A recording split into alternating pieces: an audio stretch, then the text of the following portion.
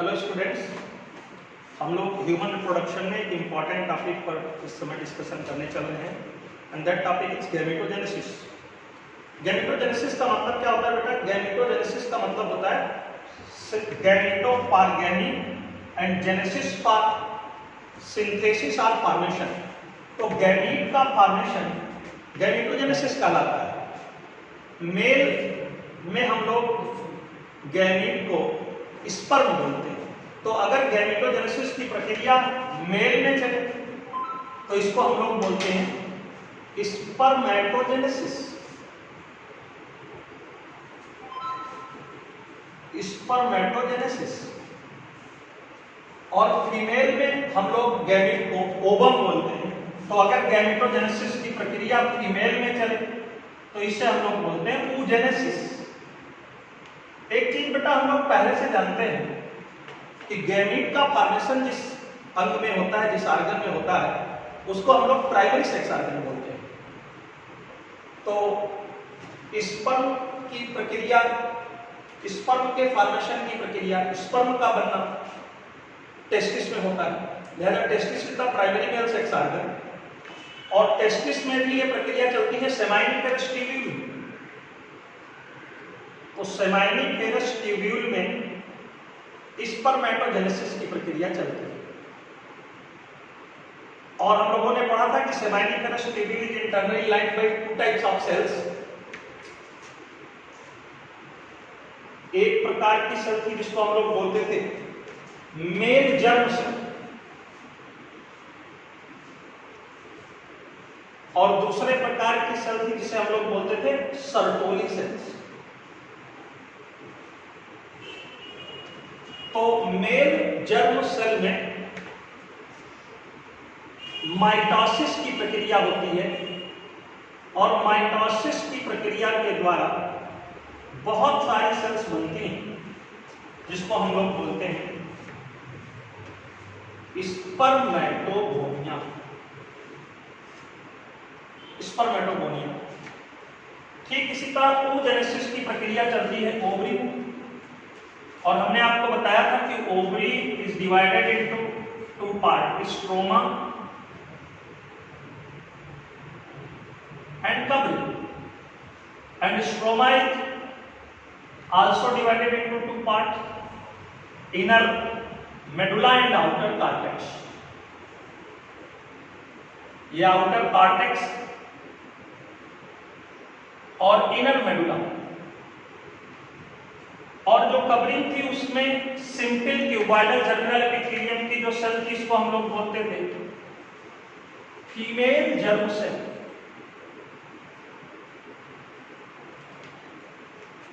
तो female germ cell में भी माइटोसिस की प्रक्रिया होती है और बहुत सारी कोशिकाएं बनती हैं जिनको हम लोग बोलते हैं एग नेस्ट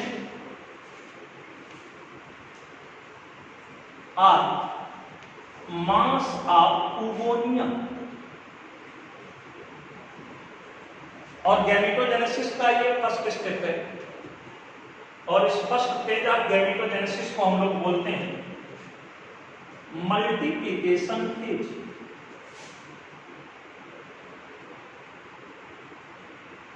मल्टीप्लिकेशन फेज हमें ध्यान देना है ये कि multiplication phase mitosis like, this is mitosis like. इधर हमने बनाया स्पर्मेटोगोनिया और इधर बना एग नेस्ट या मास ऑफ oogonia। इसके बाद जो स्पर्मेटोगोनिया है इसमें से कोई एक स्पर्मेटोगोनिया साइज में बड़ा हो जाता है। अब हम लोग इसको बोलते हैं प्राइमरी स्पर्मेटोसाइट। Primary spermatocyte. बिल्कुल सेम वे में कोई एक oogonia साइज में बड़ा हो जाता है और हम लोग इसको बोलते हैं प्राइमरी oocyte। और ये सेकंड फेज है गैमेटोजेनेसिस की जिसे हम ग्रोथ फेज के नाम से जानते हैं। Growth phase. एक बात यहाँ बड़ी इंपॉर्टेंट है, ध्यान देने वाली है कि ग्रोथ फेज में किसी भी प्रकार का कोई मल्टीप्लिकेशन नहीं हुआ, केवल ग्रोथ हुई। लिहाजा क्रोमोसोम का नंबर प्राइमरी स्पर्मेटोसाइट में वही होता है जो स्पर्मेटोगोनिया में, क्रोमोसोम का नंबर प्राइमरी ओसाइट में वही होता है जो मास ऑफ ओगोनिया या फीमेल जर्म सेल में होता है। और ये संख्या होती है बेटा 2n। हम जानते हैं सभी लोग कि हम लोग डिप्लॉयड ऑर्गेनिज्म है, लिहाजा हमारे स्पर्मेटोगोनिया में जो क्रोमोसोम की संख्या है वो है 46, 2n = 46, और प्राइमरी स्पर्मेटोसाइट में भी 2n = 46। In the same way यहां भी 2n = 46 और प्राइमरी ओसाइट में भी 2n = 46, 46 वर्षों होंगे। एक क्वेश्चन मेडिकल का बहुत इंपॉर्टेंट है यहाँ पर कि गैमेटोजेनेसिस की प्रक्रिया में मियासिस फर्स्ट कहाँ पर होती है। तो बेटा अगर हम स्पर्मेटोजेनेसिस देखें तो स्पर्मेटोजेनेसिस में मियासिस फर्स्ट प्राइमरी स्पर्मेटोसाइट में होती है, और हम लोगों ने पढ़ा है, हम जानते हैं कि मियासिस रिडक्शन डिवीजन और मियासिस फर्स्ट को हम लोग रिडक्शन डिवीजन बोलते हैं। तो प्राइमरी स्पर्मेटोसाइट में जो डिवीजन होता है दैट इज मियासिस फर्स्ट, और मियासिस फर्स्ट को हम लोग बोलते हैं रिडक्शन डिवीजन, क्योंकि इस विभाजन में क्रोमोसोम की संख्या हाफ हो जाती है। तो प्राइमरी स्पर्मेटोसाइट में मियासिस फर्स्ट से जो डिवीजन होता है तो इससे दो कोशिकाएं बनती हैं, दो सेल्स बनती हैं, जिनको हम लोग बोलते हैं सेकेंडरी स्पर्मेटोसाइट।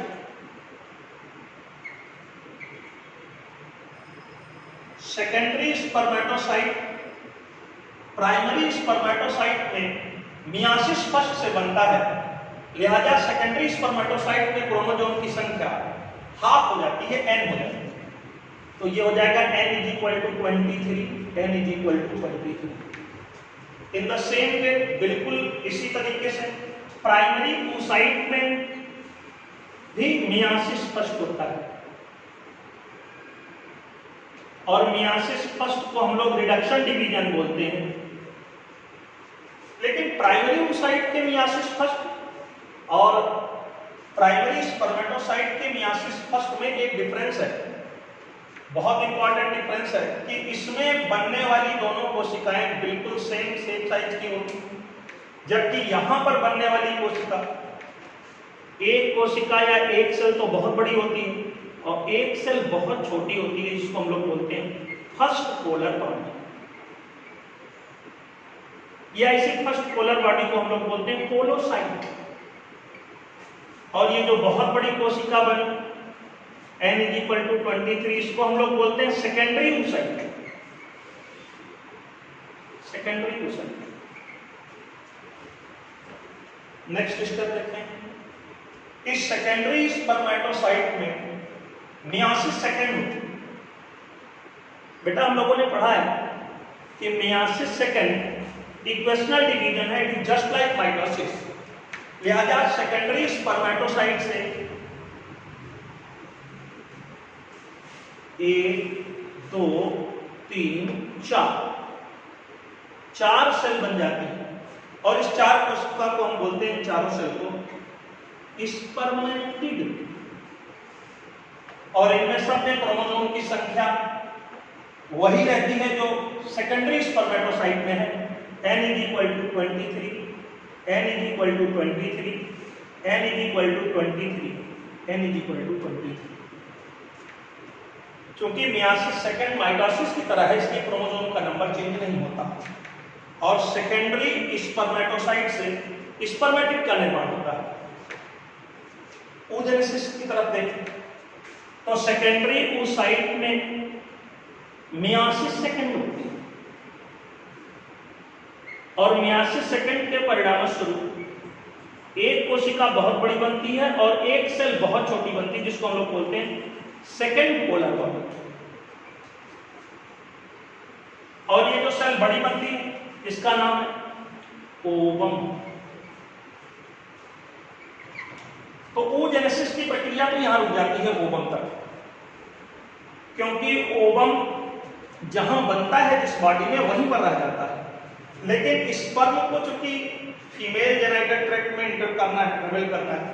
लिहाजा स्पर्मेटिड में ट्रांसफॉर्मेशन की प्रक्रिया होती है। स्पर्मेटिड में कुछ चेंजेज आते हैं और इन चेंजेज को हम लोग बोलते हैं स्पर्मियोजेनेसिस। तो स्पर्मेटिड में एक प्रक्रिया होती है इसमें चेंज की, जिसको हम लोग बोलते हैं स्पर्मियोजेनेसिस। कुछ लोग इसी स्पर्मियोजेनेसिस के लिए एक टर्म यूज करते हैं स्पर्मेटिलियोसिस। तो कहीं आप सुने तो परेशान ना हो, spermateleosis is another term for spermiogenesis. और spermatid is transformed into sperms और स्पर्मेटोजोआ।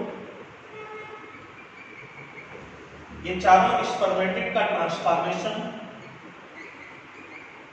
स्पर्म्स और स्पर्मेटोजोआ में हो जाता है। मेडिकल एंट्रेंस एग्जामिनेशन में हमसे ये सीक्वेंस भी पूछा गया है। तो सबसे पहले स्पर्मेटोगोनिया, फिर प्राइमरी स्पर्मेटोसाइट, फिर सेकेंडरी स्पर्मेटोसाइट, फिर स्पर्मेटिड, फिर स्पर्म्स या स्पर्मेटोजोआ। और गैमेटोजेनेसिस की जो ये तीसरी फेज है, जिसमें मियासिस फर्स्ट और मियासिस सेकंड होता है, this phase is known as maturation phase.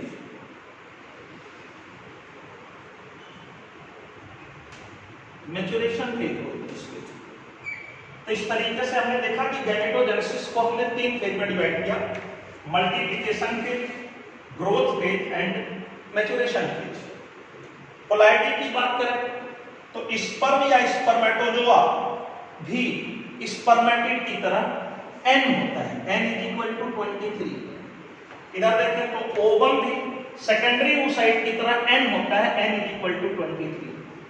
पूरे गैमेटोजेनेसिस में बेटा अगर हम पोलैरिटी की बात करें तो जहां से नाम में सेकेंडरी जुड़ जाता है वहां से संख्या हैप्लॉइड हो जाती है, चाहे वो स्पर्मेटोजेनेसिस हो चाहे वो oogenesis हो। आप देख पा रहे हैं जहां से हमने सेकेंडरी स्पर्मेटोसाइट लिखा है वहां से क्रोमोसोम का नंबर हैप्लॉइड हो गया है, n हो गया है, n = 23। स्पर्मेटिड n = 23, स्पर्म्स और स्पर्मेटोजोआ n = 23। एक और बहुत इंपॉर्टेंट क्वेश्चन यहां पर है कि स्पर्मेटिड का ट्रांसफॉर्मेशन स्पर्म या स्पर्मेटोजोआ में स्पर्मियोजेनेसिस कहलाता है। एक न्यूमेरिकल प्रॉब्लम और गैमेटोजेनेसिस से बनती है बड़ी सुंदर कि एक प्राइमरी स्पर्मेटोसाइट से कितने स्पर्म बनेंगे। तो हम फिगर में देख पा रहे हैं कि एक प्राइमरी स्पर्मेटोसाइट से 4 स्पर्म बनेंगे। कभी कभी वो क्वेश्चन पूछते हैं कि एक सेकेंडरी स्पर्मेटोसाइट से कितने स्पर्म बनेंगे। तो एक चूंकि 2 सेकेंडरी स्पर्मेटोसाइट से 4 स्पर्म बने, इसलिए एक सेकेंडरी स्पर्मेटोसाइट से 1 स्पर्म बनेगा। जबकि oogenesis में अगर हमसे क्वेश्चन पूछा जाए तो चाहे वो प्राइमरी oocyte से ओवम की संख्या पूछें या सेकेंडरी oocyte से वो ओवम की संख्या पूछें, आंसर इज ऑलवेज 1। तो बेटा एक इंट्रोडक्शन दिया हमने गैमेटोजेनेसिस को आपको, और अब हम लोग नेक्स्ट लेक्चर में एक टॉपिक फिर डिस्कस करेंगे आपसे, बहुत important, menstrual cycle. Thank you.